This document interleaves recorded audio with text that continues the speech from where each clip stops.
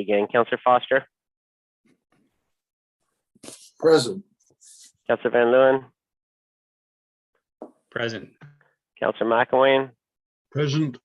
Councillor Kittredge, Present. Councillor Dunsmore, Here. Councillor McCray. Here. Councillor Kittredge, can you just speak again? You're a little muffled there. Present. There we go. That's better. That's better. And there's no addendums or corrections to the agenda that you have in front of you. Any disclosure of pecuniary interest with anything in this open agenda from members of council? Okay. We did have a closed meeting, and I do have a recommendation out of close, and I'm going to read that recommendation right now. That the Council of the Township of Centre Wellington authorize the Mayor and Clerk to execute an agreement of purchase and sale between the Corporation of the Township of Centre Wellington and 2341441 Ontario Inc. to purchase a portion of land municipally known as 605 Garifraxis Street West in Fergus for the purposes of 2 daylight triangles and lands to create a future road allowance in the amount of $95,000 plus $5,000 for legal fees and land survey costs. Can I get a mover for that? Councillor Foster, seconded by Councillor Dunsmore. All in favor? And that carries. Item 7, approval and adoption of minutes. We have one set of minutes here from February 22nd. I have a recommendation that the minutes of the Committee of the Whole meeting held February 22nd, 2022 be adopted as circulated. Can I get a mover for that, please? Councillor Dunsmore, seconded by Councillor McCray. Any comments on those minutes? All in favor? And that's carried. Presentations and announcements. I have one announcement today. I wanted to welcome our new Managing Director of Corporate Services, Elora's own Adam McNabb. Welcome to Team Centre Wellington, Adam. It's a pleasure having you. Do you want to do a 5-10 minute speech? I'm happy to speak. I don't think it'll take up 5 to 10 minutes, but if you'll allow, I'd be happy to say a few words. For sure. Go ahead. Well, thank you, and through you, Your Worship, I am excited with my appointment to the position of Managing Director in Corporate Services and Treasurer for the Township of Centre Wellington. Being given the opportunity to join the senior management team to support operations and contribute to the development and success of the township in this role is a great honor and one that I take very seriously. I am looking forward to working with staff, council, and the community to deliver on strategic initiatives, opportunities, and challenges that are on the horizon for Centre Wellington now and well into the future. Thank you. Thanks very much, Adam, and welcome to the team. Moving on to no delegations today. Moving on to item 10, consideration of the reports. The first thing that we have on the agenda today is the single source purchase of water supply for well F5 modifications. And I know that Adam Gilmore is ready to speak to that. Adam. Yes, thanks very much, Mayor Linton. So as outlined in the township's water supply master plan, additional water supply is needed to accommodate long-term growth in the township. One of the key recommendations from the water supply master plan was to replace existing wells F2 and F5 in Fergus in order to improve the quality and quantity of water that can be supplied from these wells. So in July 2021, the township awarded the well replacement contract to Aardvark Drilling. And since that time, the project is ongoing. What we refer to as test wells. So these are wells that are drilled before we drill the full production well, just to test the aquifer and determine, is the aquifer going to be capable of supplying the quantity and quality of water that we need. So we've drilled test wells at the 2 sites. The test wells were drilled deeper than the existing production wells in the hope of tapping into some deeper aquifers that are capable of supplying the high quality source water and target flow rates that we need. So the test well results are very promising at both locations. So they suggest that both the F2 and F5 replacement wells will be able to supply the required amount of water, and that the raw water quality is of a very good quality. So through this work, staff identified an opportunity to connect the replacement well for F5 earlier than what was assumed in the water supply master plan. And we've identified a goal of bringing this new replacement well into service in the summer of this year in advance of our high demand period from July to September. So hoping to get it commissioned and online by June. So in order to achieve this, we need a contractor to connect the new well to an existing facility at the F5 site, which is 900 Scotland Street, Fergus. So the purpose of this report is to award single source contract to Lot of Water Technical Services to complete these works. Lot of Water is a very well-known contractor to the township. We use them for a number of different specialized services related to our wells. I would say they're one of the most qualified contractors in Southern Ontario to do this type of municipal work. And so they are uniquely qualified to complete the work, and they've identified that they can do it within the schedule that we've asked for. So the purpose of this report is to award that work. And I just wanted to make another note here. Concurrently, staff are working with the Grand River Source Protection Authority and the Ministry of the Environment to satisfy any other permitting requirements needed to connect the well in June. Thank you. Happy to answer any questions you might have. Thanks very much, Adam. Yeah, that's really good news to hear. Members of council, Councillor McCrae. Thank you, Mayor Linton. This is all great news.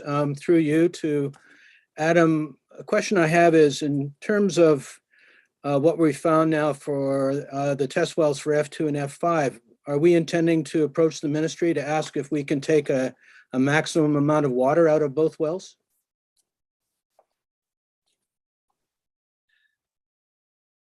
Yeah, so through you, Mayor Linton, thank you for the question, Councillor McCrae. So yes, we are. And so the process is a little more straightforward at F5 because the plan at F5 is actually not to increase what is currently in our permit to take water. We have sufficient permitted capacity to F5, but the issue at F5 historically has been that this well supplies water that has a high turbidity, so a lot of suspended solids in the raw water. And the harder we pump it, the more this turbidity increases. So we had kind of natural limitations on the amount of water that could be supplied from F5, and we're actually pumping F5 at about 20 to 30% of its rated capacity. So with the new replacement well at F5, we'll be able to, we think, pump up to that full rated capacity. So no changes to our permit required for F5. F2, however, we are proposing to change the permit at F2, and so F2 we think will trigger a process under the Municipal Class Environmental Assessment Act or the Environmental Assessment Act of Ontario. So we will have to follow that Municipal Class Environmental Assessment process to increase to change the permitted capacity at F2. So we'll be looking at initiating that process at F2 after we install the production well, and likely be kicking that study off early next year in 2023. Thanks, Adam. Councillor Dunsmore? Councillor Kittredge?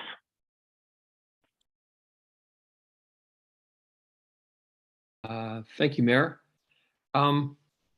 Seeing as we have quite a few wells that we're exploring and we're refurbishing these, I was wondering if we are changing our requirements for the way we drill and how deep we drill, because these two wells are not in capacity because we're kind of did shallow drilling instead of doing in depth to larger aquifers. So I was wondering, are we kind of going to be making the standard these deeper drilling for us in the future? Adam? Yeah, so through you, Mayor Linton, thank you, Councillor Kittredge, great question. So I think that our understanding of this aquifer and how it behaves in a more regional context has really advanced in the last number of years through the source water protection work that's been done. There's been a lot of science done on this aquifer and how it behaves. So we take all of that knowledge with us into this work. And I think that one of the outcomes of that is that, yes, we do try to drill down to kind of what we conceptualize as the base of this aquifer that supplies Centre Wellington. And that said, I mean, these wells can behave very, you can have very different results at different locations. At some locations, you might be able to supply the water from that deeper zone. At other locations, you might not. These wells are kind of like people. They can all be quite different. So yes, we do target that full depth. But that said, we do the testing needed to determine, is that deeper zone actually the zone that we want to draw from or not? Councilor McElwain?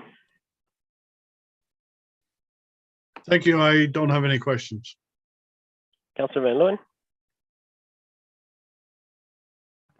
No questions, thanks. Councilor Foster?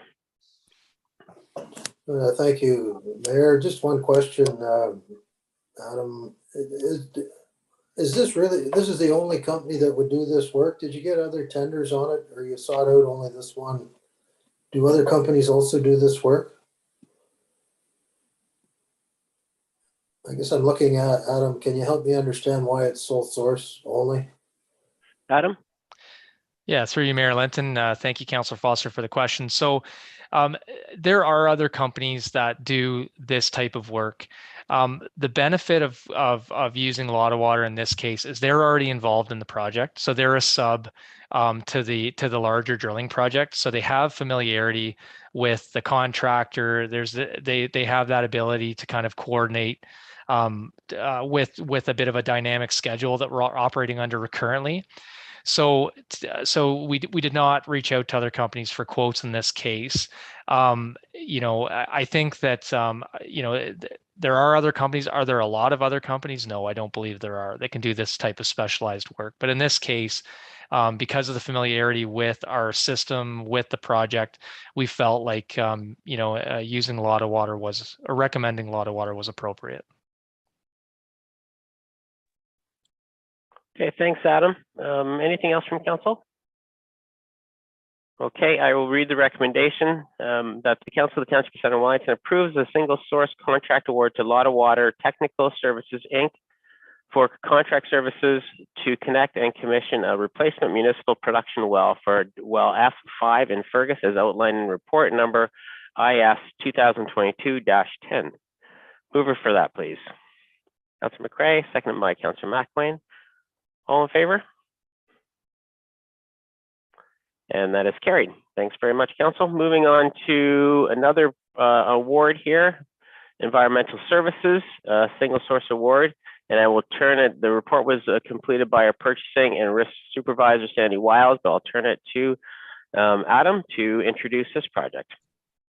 Adam?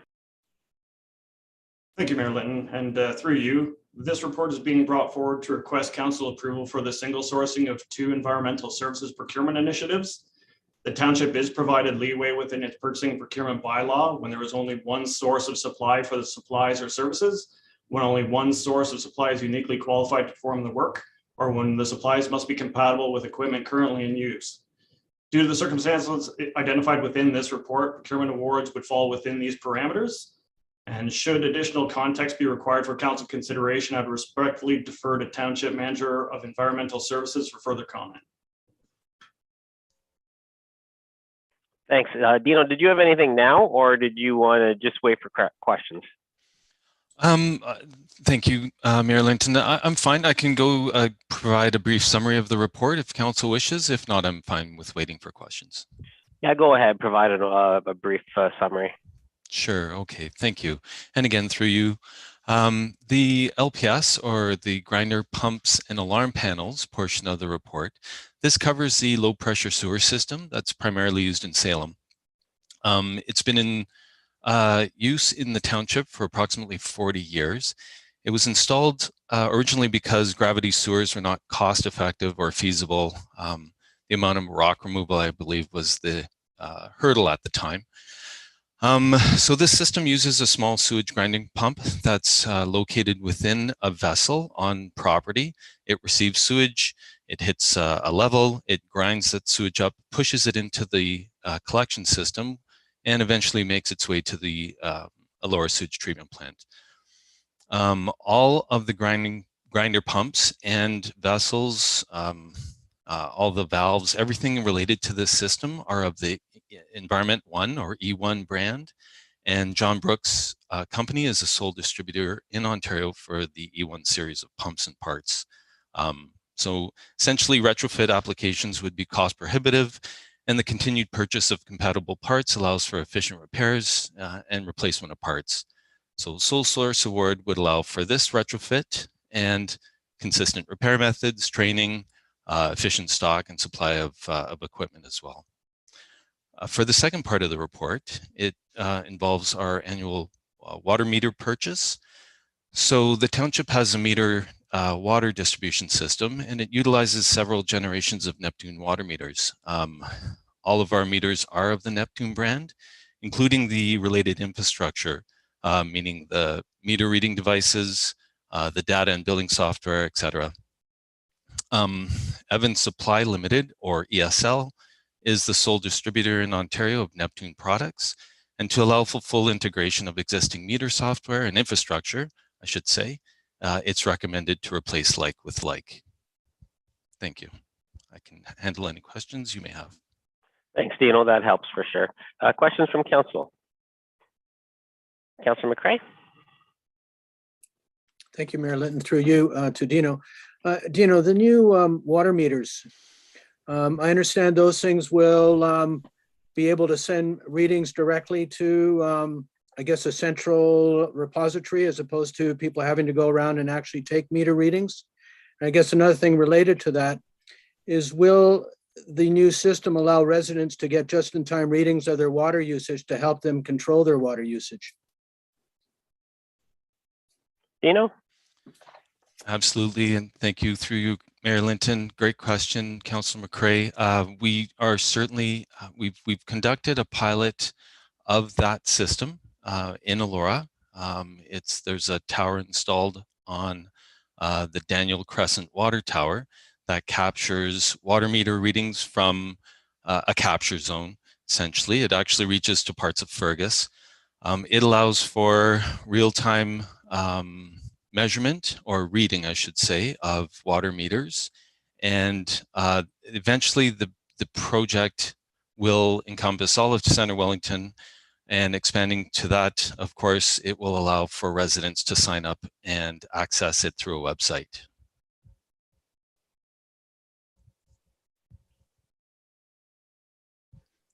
And I guess to, I'm sorry, and I guess to address the unasked question, this purchasing through Neptune would allow for all of that to seamlessly integrate. That was what I was just going to ask, Dino. Good. Anything else from Council? Okay, I will read the recommendation that the Council of the Township of Centre Wellington authorize single source contract awards as follows. The John Brooks Company for low pressure sewer system, LPSS grinder pumps and alarm panel updates. Evans Supply Limited for annual water meter purchases and automatic meter read AMR program. Can I get a mover for that, please? Councillor McCray, second by Councillor Dunsmore. All in favor? And that is carried. Thanks very much, Dino. Thanks very much, Adam. Thank you. Moving on to 10.3, Diversity, Equity, and Inclusion Update. A report from our Chief Administrative Officer, Dan Wilson. Wilson. Welcome, Dan. Thank you, Mayor Linton. Just an update being provided to Council on this initiative. As you'll recall, back in November of last year, Council did pass a resolution through a notice of motion from Councillor McElwain to direct staff to coordinate training for Council and staff on diversity, equity, and inclusion, to work on a terms of reference for a future advisory committee that would be brought forward to this Council for approval and in place for the new term of Council, 2023 to 2026 term of Council. And at that time, $40,000 was put into the 2022 budget process to finance this initiative. However, that $40,000 was increased to $80,000 as part of budget deliberations. So as an update from a diversity, equity, and inclusion education perspective, what we're suggesting is working with the COJO Institute. There are a number of staff that participated in one of COJO's sessions through AMO last year, and I believe at least a few members of Council also participated as well. They provide 2-hour interactive sessions on diversity, equity, and inclusion, focusing in on education awareness and developing various skills and tools in this area. So what we're suggesting is moving forward with some diversity, equity, and inclusion training with the COJO Institute. We're also, from an Indigenous reconciliation education perspective, recommending going forward with Carios and their blanket exercise, which is a 2 to 3 hour workshop, which educates participants about various Indigenous reconciliation activities and everything associated with that initiative.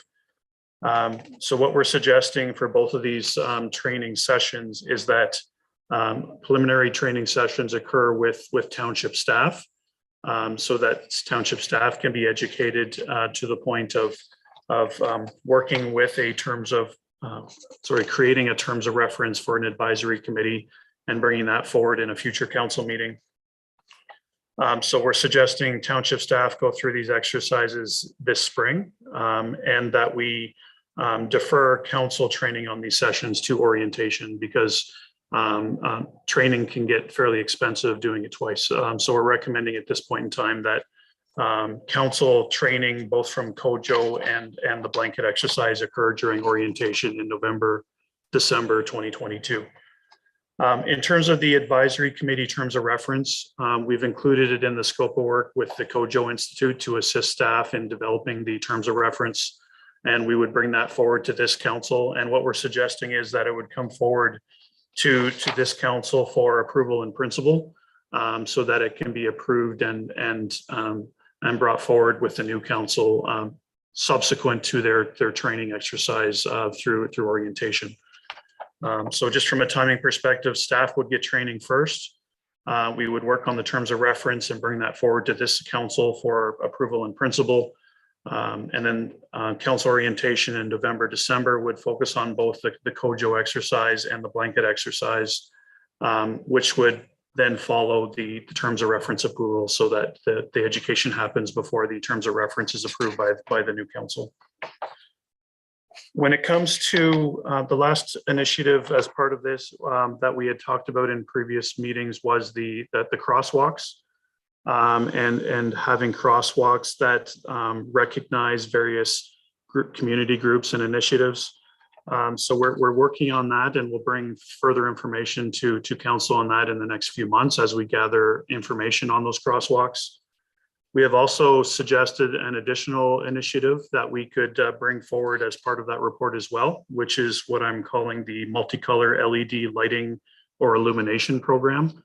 A lot of municipalities have implemented this program where you can light up various components of your municipality to recognize community groups, initiatives, and you would have a program in place to do so, similar to our township flag policy. So staff are committed to look into that program as well. And we'll bring a more detailed report to council in the coming months about the crosswalk program and the LED lighting program, so that a decision can be made on whether we're moving forward with both programs or just one program. But we'll have a full analysis on that in the coming months. I've outlined the financial implications. We're attempting to stay within the $80,000, but lots going on with this initiative. So there are potentially some community funding groups that are willing to assist on this initiative as well. And we're looking into that, and we'll bring that forward as well in the new report in the coming months. That concludes my presentation. I'd be happy to take any questions. Thanks very much, Dan, and thanks to staff who've worked on this project. Council, Councillor Foster. Well, thank you, Mayor.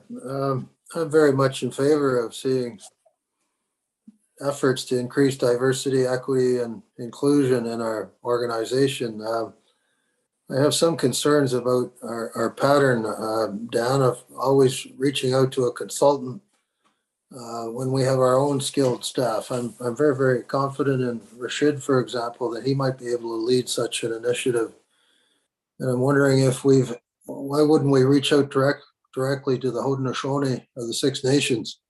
I'm sure they would be happy to come and talk to us about helping us understand the Aboriginal perspectives here. There are neighbors, so I'm very much in favor of the initiative generally, Dan, but I'm not sure this is the best use of the money, quite frankly.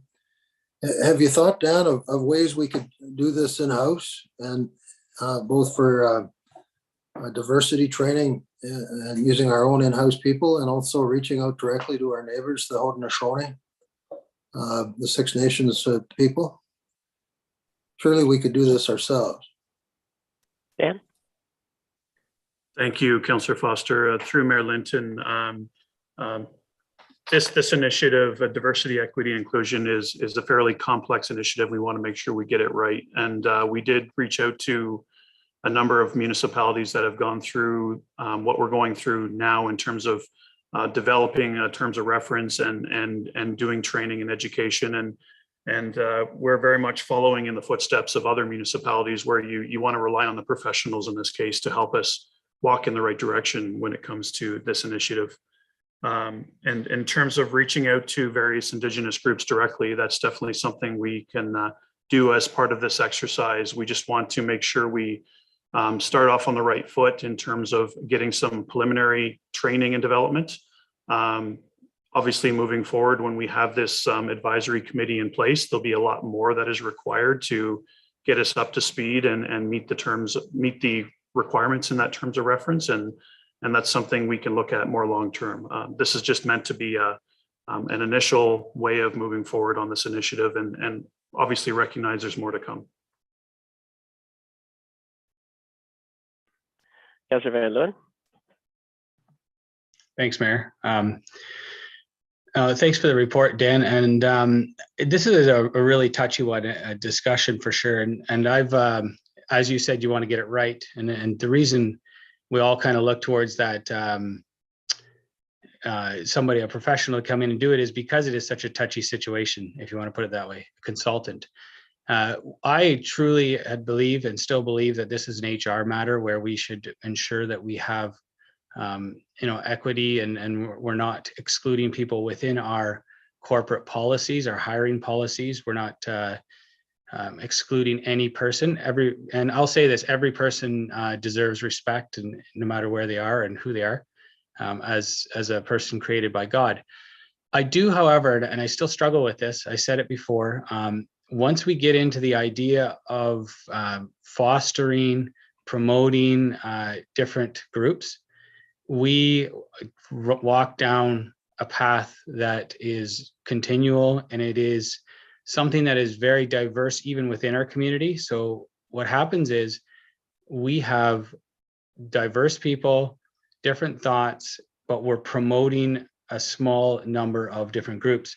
And so my issue and my concern is, just like our flag policy said, we said the township is here.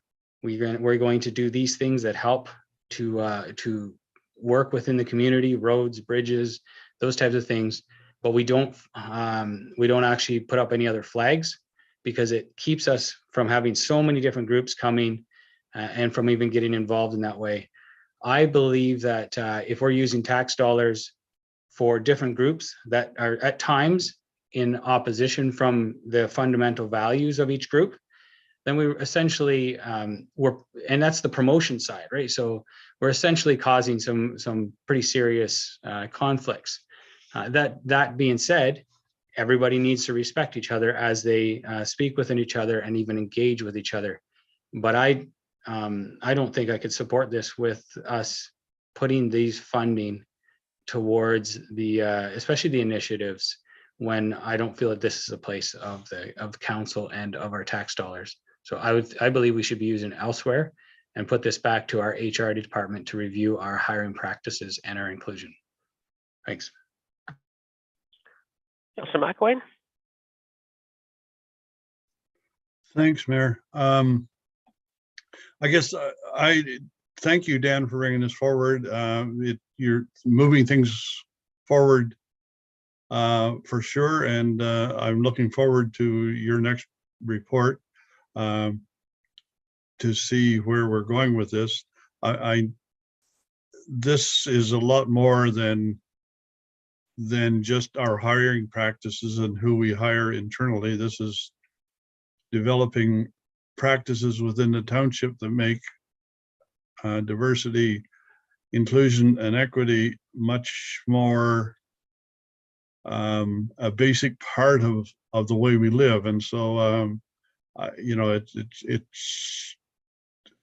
I fully support what you're doing. I do wish that as an existing counselor, that I had the opportunity to go through the training this year, but I understand why you put it off until orientation. I mean, that makes sense financially, so I agree with it. So thank you very much for bringing it forward. Councillor Kittrus? Thank you, Mayor. Thank you, Dan, for bringing this forward and updating us on your progress. I do have a few questions. I am more concerned with the hiring and promotion practices within the municipality regarding this issue. So I am going to ask some questions about that because I think that's where we really need to start. It's good to, as Councillor McElwain said, to present to the community a certain openness and attitude, but as a municipality, I am concerned about how this is going to roll out. So my first question is, have we done a review of all our policies, harassment, etc., and are our policies barrier-free at this present moment? So that's my first question. Maybe Rashid could answer that. Then my second question is, are we going to have here in our policy of hiring and promotion where we include diversity, equity, and inclusiveness, but still have our administration and operations hire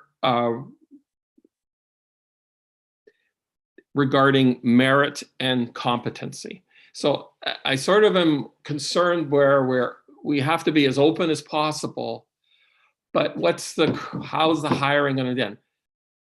And so I'm just asking those questions because I have a few more questions, but I first would like those first two questions answered. So Rashid, those probably are your questions. Firstly, our current policies related to being inclusive, and the second one is related to do we still anticipate hiring for competency and merit? So I'll turn it over to you, Rashid. Thank you very much. And through you, Mayor Linton, good questions, Councillor Kittrus. So I can, without reading all the policies, I don't see, whatever I read so far, I haven't seen anything which is against diversity, equity, or inclusion. So I'm not going to take good credit of all the work that existed before me. So whoever worked here have definitely looked after everything is neutral, let's call it. That means that there's quite a few policies which I still have to review and figure out, if they are with this lens of diversity, equity, and inclusion, are we in any shape or form not following the legislation? So I'll assure you that we will be doing those kind of reviews, but I haven't read everything yet. As to the hiring of folks from diverse, equitable, or inclusion perspective, I can tell you that we do not have any barriers or anything for anybody to apply. We have a motto that the most skilled, qualified person would be hired on merit, no matter what their color, creed, religion, or whatever it is. So we follow that principle, and I can assure you that that's one of my basic principles when I'm sitting in these interviews, that it's the merit that speaks, the skills, the qualification, the experience you bring to the table. I do find that in HR practice and in anything which I'm involved in, and our management team, we are not considering anything but merit. Okay. Thanks for that, Rashid. Follow on, Councillor Kittrus. Thank you, Mayor. Rashid, would our policies bear any legal scrutiny, and has that been done? Rashid? Legal scrutiny as to being challenged and proven in a court of law.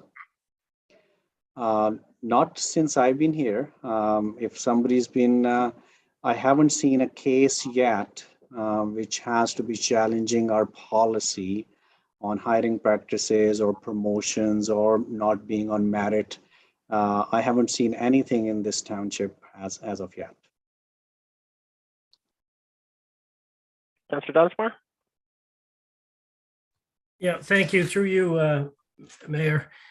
So I don't feel that this is an HR issue. The HR department in this township has been very well managed for decades. And Rashid is doing a great job, and his predecessor did a great job. There's legislation that we have to follow. When it comes to diversity, equity, and inclusion, it's about the community. And that's exactly why we have to have somebody from outside the community come in and look at it with open eyes and understanding and tell us where we're falling short. It's about the marginalized people throughout this community that feel that they don't have a voice, feel that they're not welcome, and how do we go about changing that image? Because I do believe that everybody in this community is of good heart, and that we do welcome everybody. There's always issues that arise from people, but we as a community as a whole are very good at that, and we need to find ways to be better at it, and that's exactly what this is for. So I welcome it. I think that the conversation we've had around this table so far, Dan, proves that your decision is correct in the way that you split this out. I wish we could do education, like Councillor McElwain said, for both groups, for the outgoing council and for whoever gets elected again, but there's budget restraints for that. But there's education that is desperately needed by experts for the council. So I appreciate you putting that in there, and I look forward to moving forward with this. Councillor McCray? Thank you, Mayor Linton, through you. Thank you to staff for your efforts and this update. Last June, I attended the AMO course with Kojo, and I found the training very helpful. So I definitely support the training proposal and policy development. My concern with the idea of painted crosswalks is if we single out one group for special treatment, what about everyone else? Equity, diversity, and inclusion mean everyone is equal. We all belong to one great family called the human race.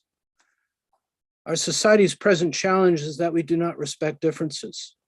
We don't seem to know how to accept, for example, a person's color, gender, sexual preferences, language, religious beliefs, health decisions, health challenges, or political beliefs. How do we build respect for our differences? How do we instill that feeling that it is okay to be different? I don't see how a painted sidewalk will address this challenge. It appears we have become an intolerant society where singling out one group for special treatment may create the opposite effect of what we hope to achieve. Alternatively, what if we were to use the funding to examine means of helping new residents to participate in our community? How might we do a better job onboarding new residents to our community? How do we identify and replace the barriers with bridges? What might they not be aware of that would make their lives easier living here? What happened to the welcome wagon that greeted new residents to the community, providing information about schools, local businesses, the community, events, local health services, and local government access? I wish that was here because I think that would be a great thing to help our new residents. I believe this would be a better focus as part of equity, diversity, and inclusion than painting sidewalks.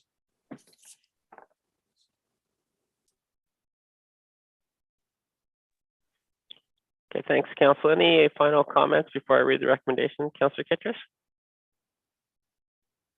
Thank you, Mayor. I have to agree with Councillor McCray.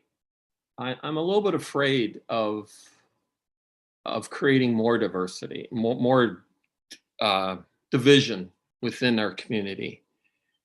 Because, and so I'm for moving forward, but I would like to recommend for Dan and the rest of the staff to really think about how do we embrace diversity and what happens in our community, and what happens to the traditional groups like women and traditional religious groups and the disabled and the unvaccinated within our community.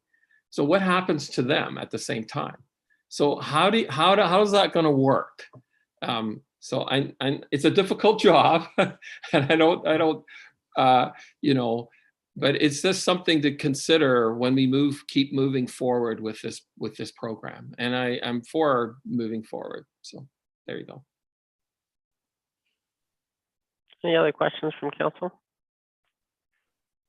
Okay, I'll read the recommendation that the Council of the Township of Centre Wellington receive report CAO 2022-03 dated March 21st, 2022 for information. Mover for that, please.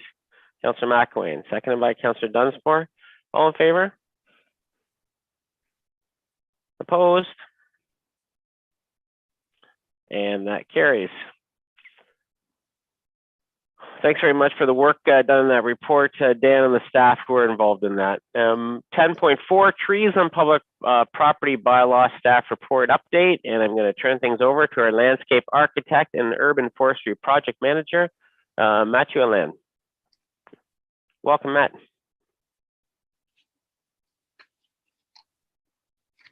Thanks, Mayor Linton. I am going to share my screen. I've just got a few slides that I thought might be helpful.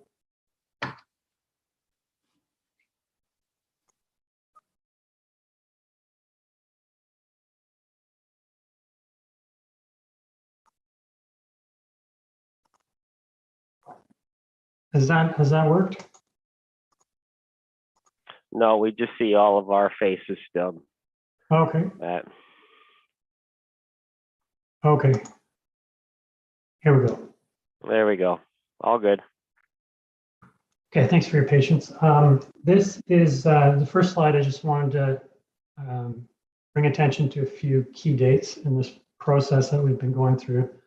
So on March 22nd, 2021, staff presented a tree on public property report to council, and we were directed to get feedback from the public. So this report we have here before you is an update to that one. On May 18th, 2021, an email survey was sent out to the municipal arborist and urban forester group member municipalities. So that survey, the questions were related to tree compensation ratios, catch and lieu amounts, permit fees, securities, and cost recovery. July 21st, 2021, a draft trees on public property permit process flowchart was created. So that's attached to the report. And that was intended to identify the steps and the staff involved in each step of administering a trees on public property permit process. July 22nd, 2021, a cost recovery table was created and reviewed by staff. So that was needed to assign a hypothetical time commitment for each step of the permit process. And then that in turn was used to create the anticipated cost of administering the permit on a per permit basis. October 6th, 2021, a trees on public property bylaw survey was made available to the public for a period of 3 weeks.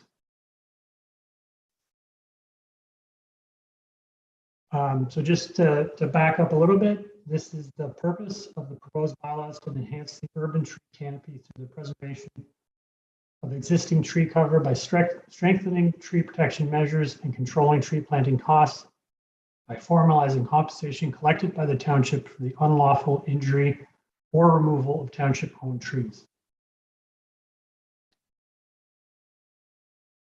The importance to Council, Centre Wellington Council strategic plan identifies the strategic goal of an active and caring community, including strategic direction 3, we will care for our natural environment. Furthermore, initiative number 2 seeks to enhance the urban tree canopy investigating ways to control tree planting costs and to preserve existing tree cover. So those last two slides are related to the reason we brought forward the previous report on preparing a bylaw. And then my next slide is the survey that was released to the public on October 6th, actually October 5th, sorry. So the survey questions were quantitative. The first one is, do you support the township taking measures to protect trees located on township property from being defaced, injured, or destroyed? Overall, we had 122 responses, and 95.1% answered yes to this question. Do you support the township creating a trees on public property bylaw and administering a trees on public property permit? We had 88.5% of respondents answer yes. What proportion of the program should be funded through fees, i.e. paid by the bylaw applicant versus existing municipal taxes paid by general tax levy? So this one's a little bit more complicated, but the majority of responses was 37.7% identified 100% fee base. So what I did with that information is I've assigned a weighted value to each of those to figure out an average of the responses. So it would be 64% fee-based and 36% tax-based. The next question was, do you live in an urban or rural area? 82% responded that they lived in an urban area versus a rural area. Should bylaw and permit requirements be different for rural versus urban landowners, given that rural landowners are unique in their land use and tree management, and that rural properties are more likely to be subject to the Wellington County Forest Conservation Bylaw? So 72.1% responded yes to this question. And the final question was an open-ended qualitative question, essay style. And so we received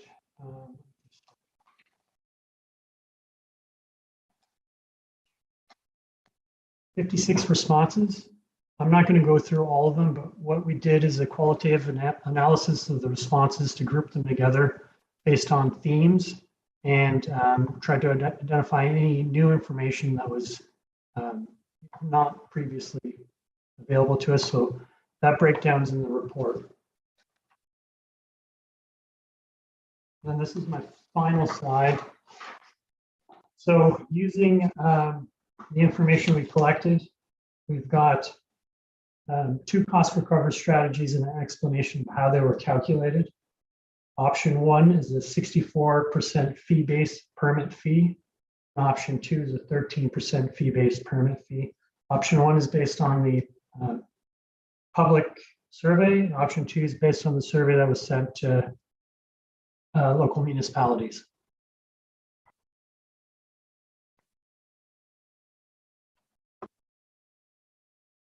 So I think Pat Newsom was going to speak briefly about next steps. Otherwise, I can take questions. Thanks, Matt. Over to you, Pat. Thank you. Through you, Mayor.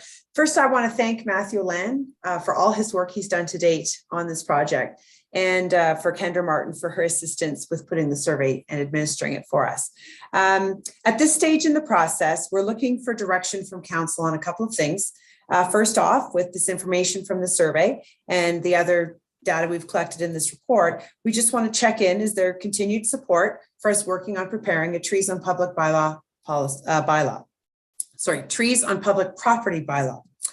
And secondly, how the cost of this program will be covered. So whether it's going to be through permit fees or tax supported, or at what ratio. So those are the two pieces of information in summary that we're looking for today. And your recommendations are within the report.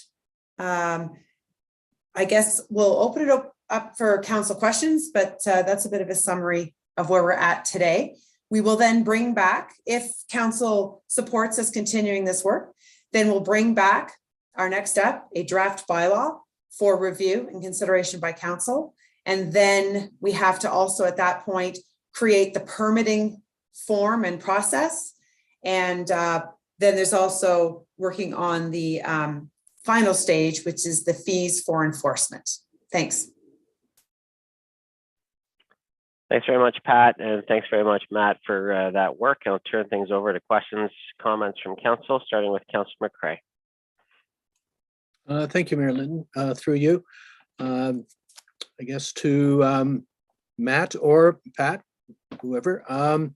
So I support the plan to proceed with pulling together a draft. I'm preferring option one. The question I have is, what if a resident has to redo their septic field and due to new government regulations, they have to reposition the field that results in removing some public trees? Given they are complying with a government regulation, would they be exempt from the tree bylaw, or would they still have to pay some form of compensation?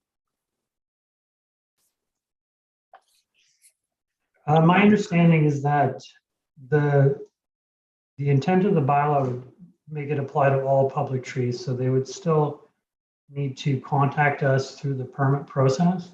Mm-hmm. We would allow, a level of discretion, whether or not we would apply the full requirements of the permit, or if the applicant could demonstrate, a logical reason why they wouldn't have to go through the full process.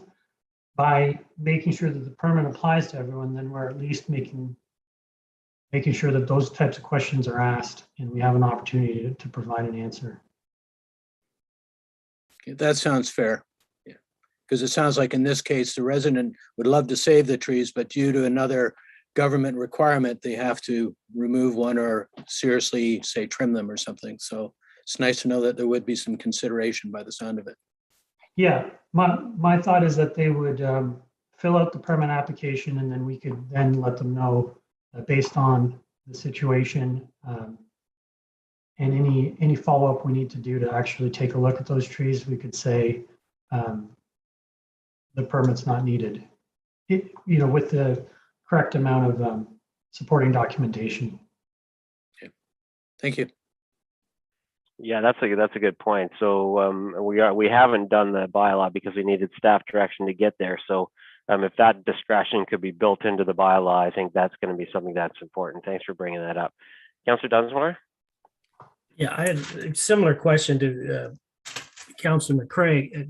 The trees that are on township property, we're trying to protect them from being taken down by residents, but those trees remain our responsibility. So if a resident has a township tree on their property or out front of their property and it is dying, then they just need to contact the township staff and we'll deal with the tree. They don't have to spend permit money on getting a tree down that is our responsibility. So I need to make sure that we're correct on that.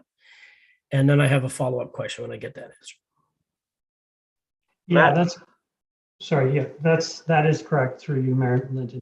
We have a service request system right now. If anyone has any concern with a tree on public property, they can call, email, go on our website. That information gets to the right staff member. We will inspect it and take corrective measures from there.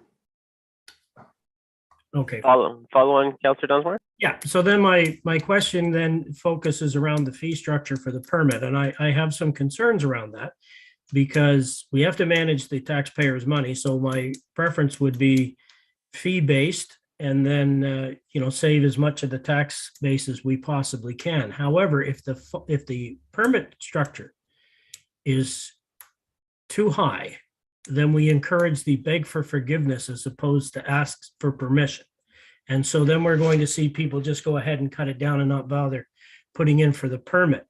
So I guess there isn't really an answer to this question that you can give me today, Matt, but I would ask you to make sure you put in the bylaw when you're preparing the bylaw that there is a heavy enough fine structure in there that if they decide to bypass the permit, that the fine is much more than what the permit would have been, so that people just don't go down and start cutting the trees down and go, oh, I didn't know, because they didn't want to file for a permit. So that would be my only concern there. Yes, absolutely. I agree. And we're required to work within the regulations we have for fines. But our intent would be to try and anticipate some of those things and make decisions about what situations we can, what situations should be a single fee, or where it would just be justified to have multiple fees for, multiple offenses, for example. Councillor Kittrus?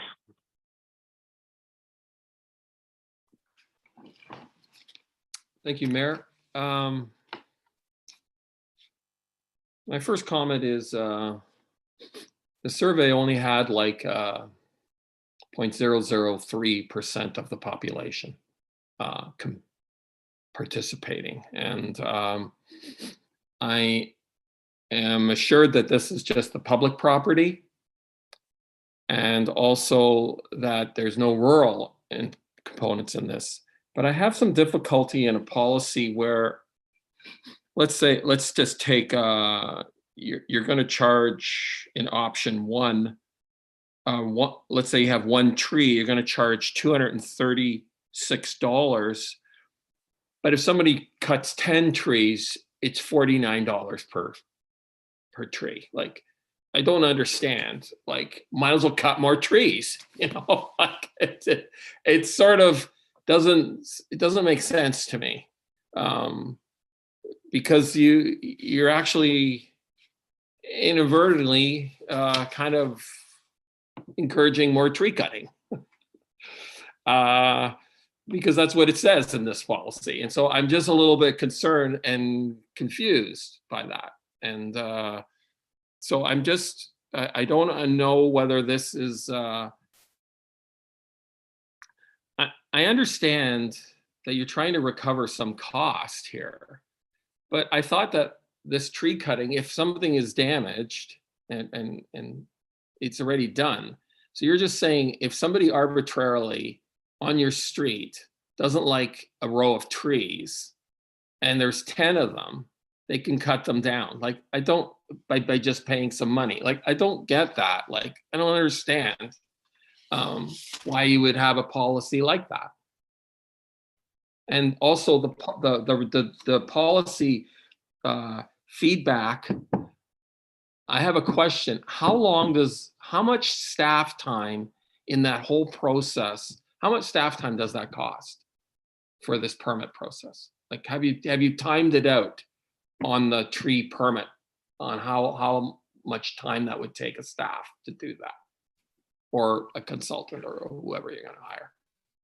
Can we, there's two very different comments there. Can we focus on the first one first? Because I did not read the policy like the way Councillor Kittrus is reading it. So Matt, can you just speak to that? Because obviously we don't want to provide incentives in a tree bylaw for people to cut down lots of trees. So I didn't read it that way. So can we first get clarification on that information, Matt?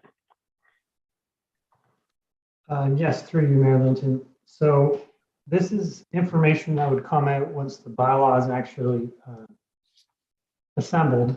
But essentially, there's three steps in the related to the fees and the protection of the tree. So right now we're discussing the permit fee. So those are the amounts in the report, and the amounts that Councillor Kittrus referred to.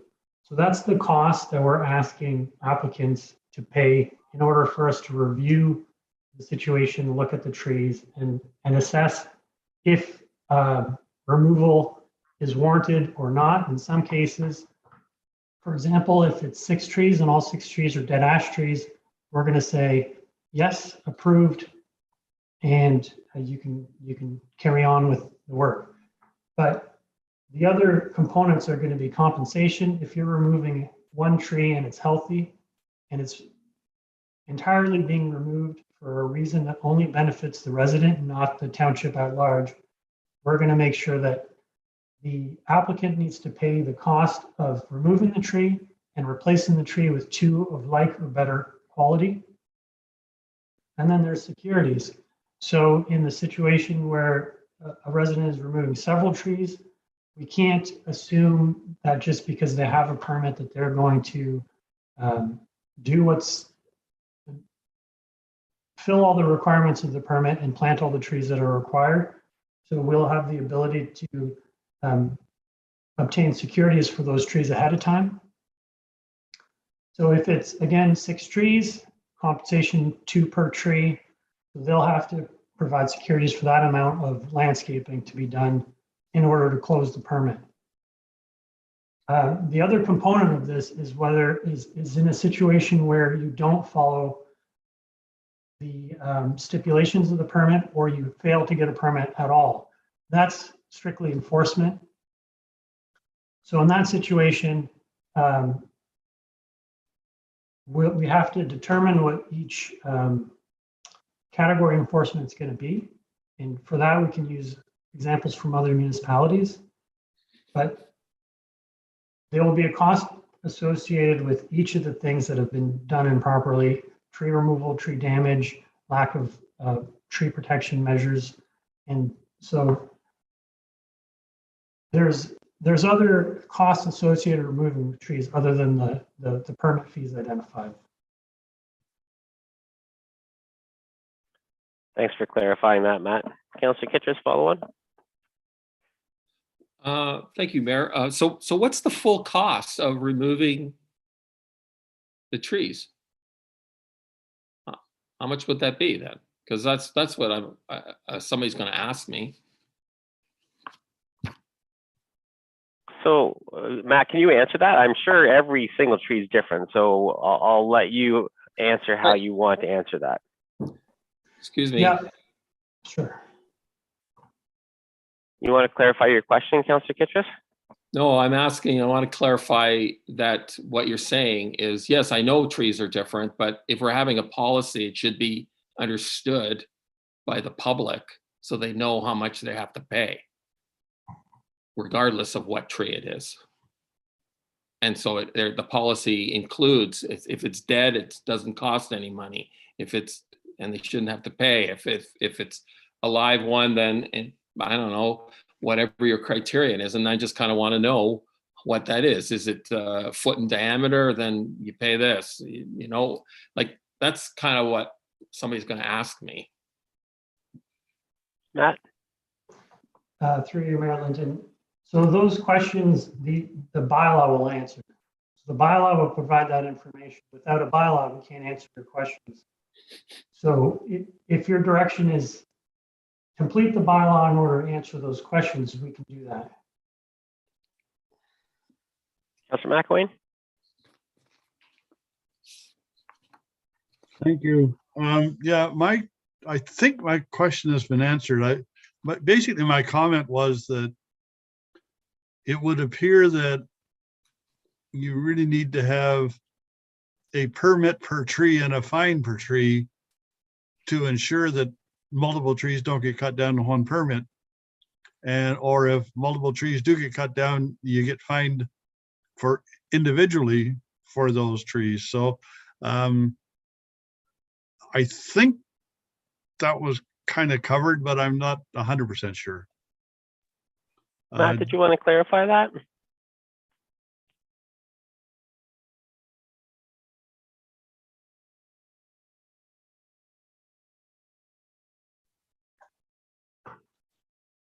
Yeah, I think the intent would be to have provisions in the permit process for multiple trees, and then have multiple trees reflected in the compensation, securities, and in the fines as well. So those are all in all 3 areas. We're going to try and catch that kind of level of detail.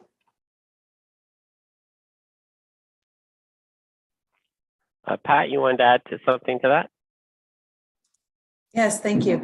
I also wanted to just point out, it's not just removing trees, it's working around trees. And that's where we've had a lot of challenges in the past, where people are working near a tree and cause so much damage to the tree because they haven't practiced tree preservation policies. So this bylaw would also allow us to enforce tree protection if you're doing work around a public tree. And by doing that, then the goal is to save the tree. You may not have to take a tree down to do your work, but we really want to try and preserve as many trees as we can with this bylaw. So I just wanted to remind everybody that it's not just about removing trees, it's about protecting the trees that you're working around. Thank you. Yeah, thanks for adding that, Pat, because that has been a challenge in the past for us for sure. Councillor Van Leeuwen? Thanks, Mayor, and thanks, Pat, for that little clarification. I think that when you're creating a bylaw, we usually want to start with the difficulty. What are we trying to do? Or what's the issue? So a lot of times because we're having this happen and this happen and this happen, therefore we should have a bylaw. And then we can review the bylaw to ensure that we're actually addressing the complaints or the things that are happening. So you can cross-reference back and say, did we achieve our goal? A little bit of the difficulty, I've not seen the type of scenarios to say, have we achieved our goals in the actual bylaw? And I know that we're maybe early on.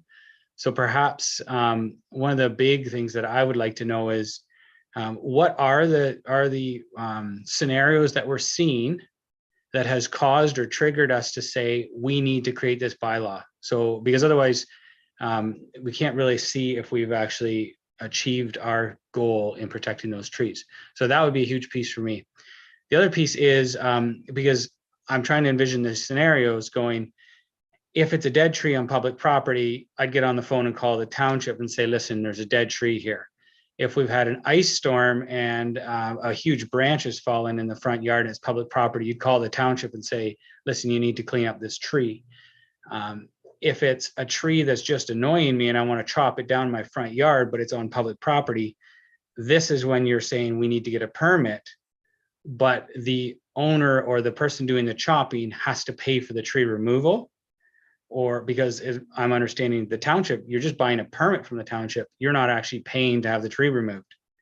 So clarification would be good there. And finally, I really, really want to know, how often do we deal with this? Are we seeing, I know of one scenario, I think it was somebody, heavily trimmed a tree down in the downtown Elora area a couple of years back. But how often do we see this and what are the scenarios? Because that would help us understand if we've hit this. Because otherwise we're creating a whole fee system that quite frankly could be dealt with just by the phone call to the township. So thank you. Yeah, thanks, Councillor Van Leeuwen. You have some answers for those three questions, Matt? Yeah, I think we provided that information at our previous presentation to Council, March 22nd, 2021. So we had a fairly long PowerPoint presentation. We gave examples, pictures, situations, and justification for the bylaw itself. So that's not information that I have open in front of me right now. I can say that I deal with this, I would say on a weekly basis, maybe a monthly basis, but very, very often. There are a lot of trees being damaged by contractors, by residents, trees being removed without any sort of communication. So I do think something like this is needed, whether it's the bylaw or something else. We're looking for direction from council, what they want to see as the next steps. And to your last question, you were asking about, I'm sorry, I lost the thread of that one. Would you be able to repeat it? Councillor Van Leeuwen? Thanks. So the idea that, so they're purchasing a permit, but the fee to remove the tree or do something with the tree is essentially at the cost of the owner or the contractor. I just wanted a confirmation on that. And yeah, that should be. Matt? Yeah, that's correct. So as Pat mentioned, it's the permit application is needed whenever there's whenever there's work anticipated within proximity to a public tree. So whether that's purely aesthetic, that a resident wants to do something specifically to the tree, or if, for example, they're doing work on their home or their property, and construction equipment needs access into their yard. And it doesn't matter whether it's a contractor or a resident or what type of organization or what type of work is being done. We're asking for that permit to be filled out. And then the township will provide more information at that time.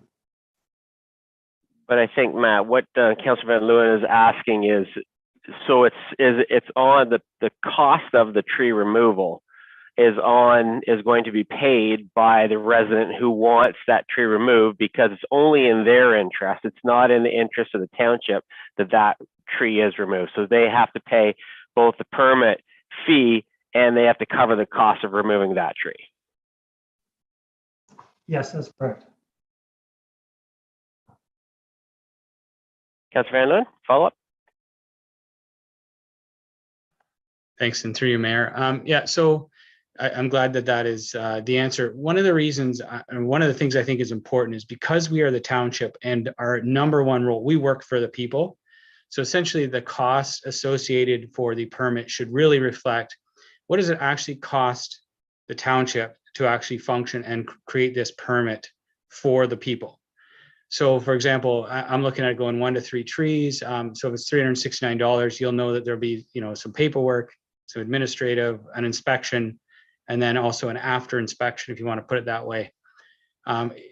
First off, I want to know, is that kind of how we come up with our fees, so that we're only charging these fees that are appropriate to what the cost is and not to try to have some like a hindrance or anything?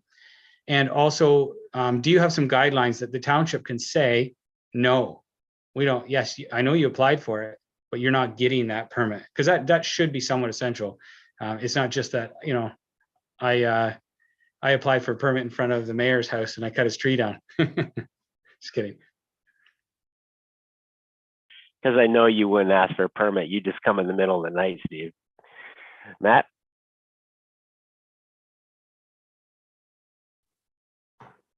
That's a very good question. Where it becomes a little bit more complicated is that we can't structure the process in such a way that we're preventing development from happening. We're preventing someone to develop their own private property in order to protect township property, a township asset, which is the tree. So if based on all other rules and regulations and bylaws that the township is following, development is allowed on a property, then we run into an issue if we try and stop that development in order to protect a tree. That's why compensation then becomes important.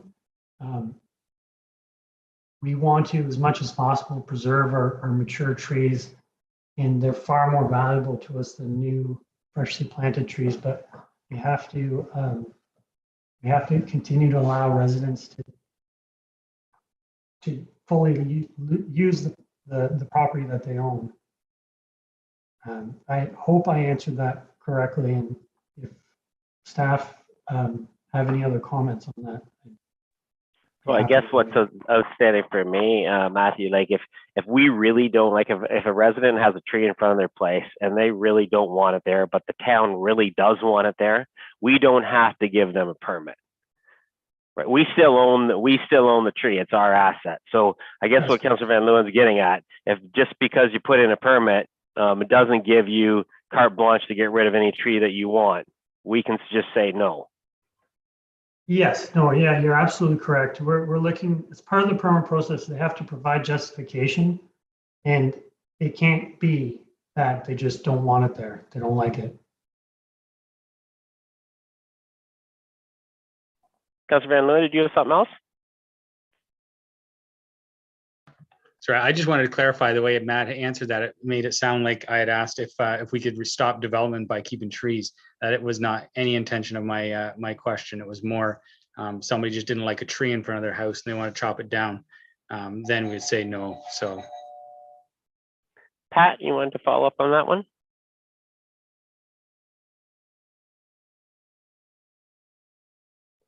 You're still muted, Pat. Don't say anything important. Okay, I finished my answer. No, I'm just kidding. What I wanted to share, I believe Councillor Van Leeuwen also wanted to understand how we came up with the fee and what does that cover. And so if you look on in the report, Matt Alain provided a flow chart which showed for a full tree permit and until inspection, all the steps that it goes through. He calculated how much time each of those steps would take. He added up what that staff person's wages and compensation are to come up with what we believe is our cost recovery 100% per permit. So that's how that fee was calculated. And I think just to address what Councillor Dunsmore was saying, it is a challenge to set a fee that you'll get 100% compliance, which means a lower fee, but that means more expense onto the taxpayer. And so that is why we're here today, to really get to the bottom of what council would prefer we would do. Obviously, the desire to have the fees covered, all the staff costs and consulting costs to go through the steps of a whole permit is ideal. But if that is too expensive, you'll get more people trying to avoid the process altogether. And it is only complaints driven. And then we would inspect a situation where somebody has bypassed the permit process. So we can't, monitor every tree on every street. So I just wanted to share that little piece with you to hopefully help you with your decision today. Thanks, Pat. And that's great to remind us that today what staff require from council is, yes, that we want to move ahead with the public tree bylaw. And we think it should be paid for using this methodology. So we have two options there. Because doing a tree bylaw, it's going to take some work and it's going to take some money to do it, and staff doesn't want to move ahead if they don't have council support on this. So that's the touch point with council today. Councillor Foster. Thank you, Mayor. My question would be based on a scenario, Mathieu. There's a lot of I have a lot of constituents in older homes in North Fergus. And many of them would have a tree very close to their driveway.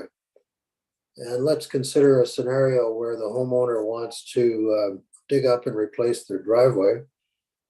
So I'd like you to talk me through, Mathieu, what would happen then if the person did not get a permit, dug up the driveway and repaired it or replaced it and damaged the root ball such that the tree died? What would be the cost then of the permit in a case like that, where they're not really taking the tree down, but they want to put a new driveway in?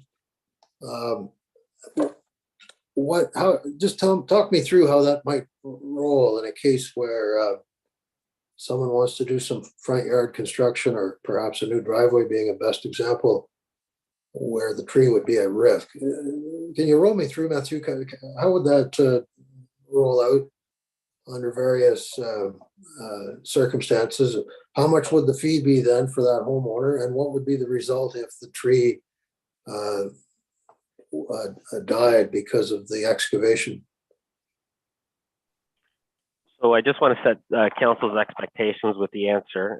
We don't have a tree bylaw, and so all those items will be included in the tree bylaw. So Matt, if you can answer that at a high level, based on what you anticipate will be in the tree bylaw, feel free to do that, because that's a pretty detailed question. Through you, Mayor Linton, I think there are two scenarios there. If that resident wanted to remove a tree, wanted to renovate their driveway, knowing that there was a tree close to it that was on public property, and they didn't reach out to us through the permit process to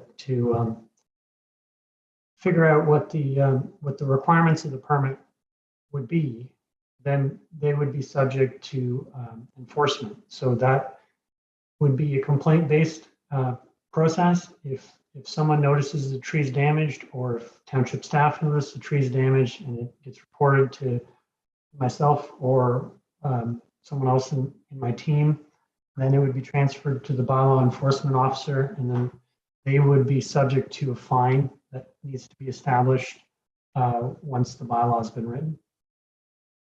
If they are aware that the works may affect the tree and they go through the permit process, they'll pay the permit fee, and then the permit itself would set the criteria they need to follow in order to close the permit off.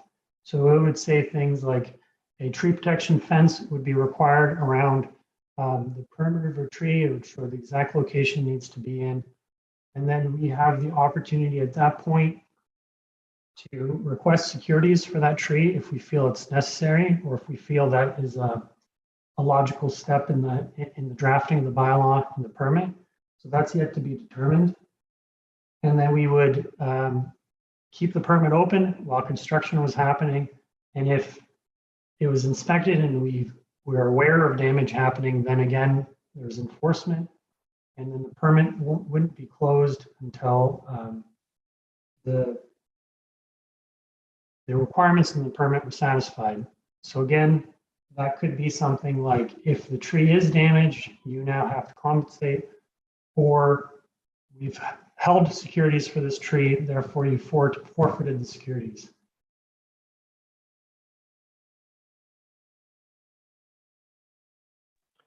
Thanks, Matt, for that clarification. Thanks, councillors, for that. I'm going to read a recommendation, and then I'll ask for comments of council. So we have an option here, so I'm going to read the first option first, and then we'll talk to that. A recommendation that the Council of the Township of Centre Wellington accept the results of the Trees on Public Property Bylaw Survey for information purposes, and that Council directs Community Services staff to draft a Trees on Public Property Bylaw and present that draft to Council for consideration at a future meeting, and that Council support option 1, which is a 64% fee-based permit fee as presented in the report from Matthew and Alain, March 21st, 2022. I can move for that, please. Councillor Dunsmore, second by Councillor McCray. Any comments of that recommendation? Councillor Kittredge? Thank you, Mayor. I'm not for this option because you're going to get people that that might not want to get a permit. I agree with Councillor Dunsmore on that one, because they're going to be paying for the removal of the tree anyway. So that's going to be the major part of the cost. I think what it is if you choose option 2, they do get a permit, they pay for the cutting of the tree, and it encourages them to get a permit. But if you go with option 1, they might just wait for somebody to pay a fine. So like, you need to have the fines more expensive if you have. And so then the fining is the inhibitor, not getting the permit. So you have to encourage getting the permit. So I think that it's better to go with option 2 than option 1. That's just my thoughts. So I can't vote for this one. Okay. Any other comments on this recommendation as presented? Councillor Foster? Thanks, Mayor. Don't get me wrong, I love trees. But my concern here is a $5,000 driveway becomes a $7,000 or $8,000 or $9,000 driveway if and when a permit is needed, if and when a tree inspection is needed, and if and when that tree should be damaged. I have some reservations about moving this forward unless I know what the outcome is likely going to be. So there's a lot of vagueness here. So I'm having trouble supporting it. Not because I don't love trees, but because we're going into a black hole here. So again, I just want to reiterate why this is at council right now, because I think it is important that because staff could have went and presented us with a draft bylaw and had everything in there, because we did move in that direction already. But It's going to take substantial work. And so before all the information, before staff move on a very detailed report, they want to make sure that they have council support for our approach. And that's when a lot of the questions that you've been asking, the details will come out when we see the bylaw, and then council will have an opportunity to talk about the bylaw and talk about whether or not this bylaw actually meets the intent that was behind this whole exercise, and that is to protect our public trees. So I imagine that we're going to have a very similar discussion when we get to that state as well. But right now, council is asking for questions that aren't going to be known until the bylaw is written. So it's really making sure that, because council in the past has said, you know, we didn't have an opportunity to speak to this before you presented a whole report to us. So we want to make sure that we're getting this to council and getting council an opportunity to provide direction before a lot of this work is being done. But the answers to the questions that many of you are asking isn't going to be done until staff move ahead on the bylaw. So it's a little bit of a chicken and egg thing, but appreciate that Matthew has been able to provide as much information as he could based on what's anticipated in the bylaw to answer the questions that council has. But recognizing that we're just really looking for direction at this point, and the bylaw is coming to council in the future if council moves ahead and approves this. All in favor of the recommendation? Opposed?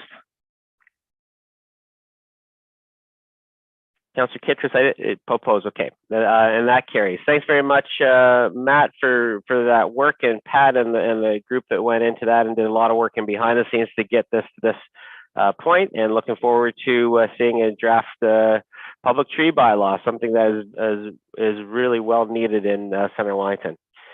Moving on to item 11, we have 7 information items, 3 treasurer's reports. We have our 2022 municipal election key dates, minutes from the Economic Development Task Force, and minutes from the Community Services Advisory Committee, as well as our Community of the Whole tracking list. Any questions, comments on any of those information items from council? Okay, that's all we have. Can I get a motion to adjourn? Councillor Kittredge, second by Councillor Van Leeuwen, all in favor? And we are adjourned. Thanks, council, for a good meeting, and have a good rest of the day.